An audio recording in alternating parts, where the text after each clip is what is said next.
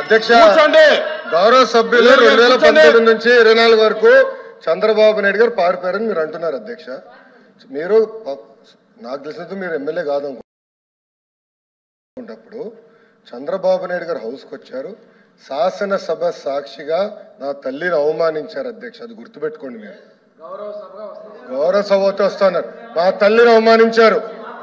ఈ రోజు మీరు కావాలని పోస్టులు కూడా అట్టని పెడుతున్నారు.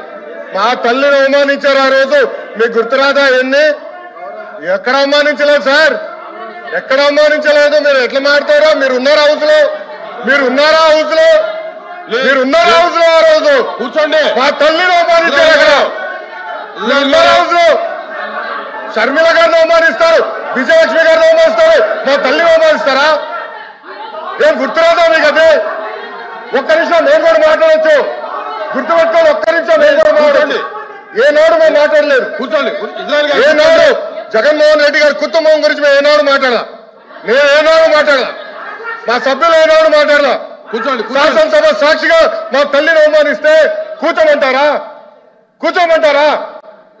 22 వరకు చంద్రబాబు నాయుడు గారు ప్రతిరోజు హౌస్కి వచ్చారు, ప్రతిరోజు హౌస్ నిలబడ్డాడు, సింగిల్ గా నిలబడ్డాడు. సింహంగా గుర్తుపెట్టు, సింగిల్ గా నిలబడ్డాడు, పోరాడాడు.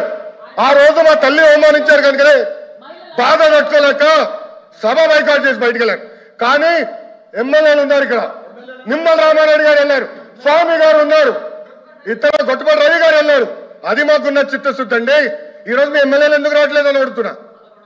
10 మంది జగన్మోహన్ రెడ్డి గారు కాకుండా 10 మంది ఉన్నారు, రాలేదు. మా తల్లిని అవమానిస్తే ఏంటి కూర్చోమంటారు? ఇంకా మాట్లాడతాం మేము మనుషులు కాదా? సొంత తల్లి అవమానించారు సార్ ఆ రోజు. మాడుకున్నా కూర్చోమంటారు? అయితే తెలియకుండా ఏదంటే అది మాడితే ఎట్లా అధ్యక్ష? ఎందుకు ఆ రోజు బైకౌట్ చేస్తారో మాకు తెలుసు. నేను అక్కడనే కూర్చోండి. కూర్చోండి ప్లీజ్ ప్లీజ్ ప్లీజ్. ఎల్ఓపి గారు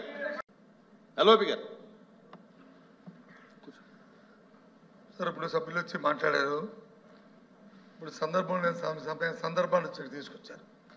ఎవరు తల్లిని, ఎవరు చెల్లిని, ఎవరు కుటుంబ సభ్యుల్ని ఎవరు అవమానించినా సరే ఎవరు కూడా ఉపేక్షించేది లేదు, సహించేది లేదు. దాన్ని ఎవరు సమర్థించేది కూడా లేదు. దాన్ని ఎప్పుడు కూడా సమర్థించాం దాన్ని. అది అలాంటి సందర్భాలు వచ్చి మళ్ళీ మనం లేని సందర్భాలను ఇక్కడ తీసుకొచ్చి సభల్లో ఉండి ఏ సందర్భం మాట్లాడుకుని ఏం చేసిన రికార్డులో ఉండదు అధ్యక్ష. రికార్డులో లేని విషయాల్ని, అవసరం లేని విషయాల్ని ఇక్కడ తీసుకొచ్చి అనవసరంగా హోందాగా మనం ప్రవర్తించాలి అధ్యక్ష.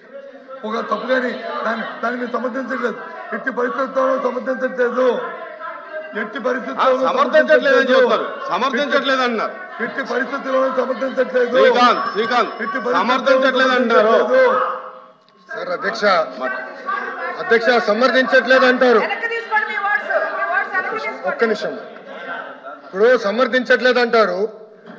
ఎవరైతే ఆ రోజు అవమానించారో టికెట్ ఇచ్చారు కదా అధ్యక్ష. మళ్ళీ సమర్థిస్తాం కాదా అది? ఎవరైతే మా తల్లిని అవమానించారో వాళ్ళకి మళ్ళీ టికెట్ ఇచ్చారు, వాళ్ళు ఓడిపోయారు, అది డిఫరెంట్ స్టోరీ. బట్ టికెట్ ఇచ్చినప్పుడు సమర్థిస్తాం కాదా అధ్యక్ష? అది ఎట్లా మారుతారు అధ్యక్ష? ఎల్ఓపి గారు దయచేసి ఆలోచించమని కోరుతున్నా. ఆ రోజు సమర్థించారు, టికెట్ ఇచ్చారు, ఓడిపోయారు ఆ వ్యక్తి. దానికని ఏమంటారు అధ్యక్ష? సో దయచేసి ఆనాడు చంద్రబాబు నాయుడు గారు 2.5 సంవత్సరాలు నాకు గుర్తున్నంత వరకు అధ్యక్ష 2.5 years హౌస్కి వెళ్ళారు. దాని తర్వాత ఎప్పుడైతే మా తల్లిని అవమానించారో అప్పుడే బయటకు వచ్చి వీడియోలు ఉన్నాయి, ఎవరేం చేస్తారో తెలుసు, రాష్ట్ర ప్రజలు ఆనాడు చూశారు, అన్ని బయట ఉన్నాయి అధ్యక్ష. మళ్ళీ ఎందుకు సమర్థిస్తారో రాకపోతే అర్థం అవట్లేదు.